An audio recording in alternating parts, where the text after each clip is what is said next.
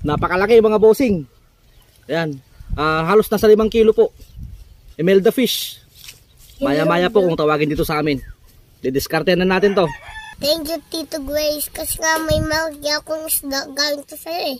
Pinadala ito ng aking bilas. Hindi man natupad yung request kong balyena, pinadalhan naman tayo ng pagkalaki-laking maya-maya. At sariwang-sariwa talaga. Sinimulan ko na itong linisan. Tinanggalan ng hasang at laman loob. Sabay paparti-partihin sa katamtamang sukat at laki.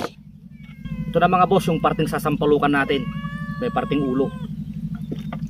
Itong mga maiiwan, i-ref muna natin para sa lulutuin natin sa susunod.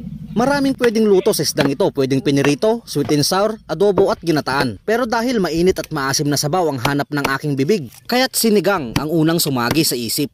Nagpakulo muna ako ng tubig, tsaka ako naman inilagay ang luya, sibuyas at marami-raming kamatis. Ulo at panga ang ating pyesa, kaya hindi na ako nagdalawang isip, sinigang ang gagawin kong tirada. MSG, asin at paminta ang unang entrada sa pampalasa.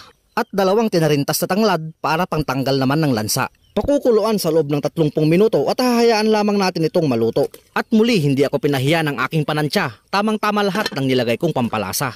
Kaya ang mga sahog na gulay, ibabagsak ko na.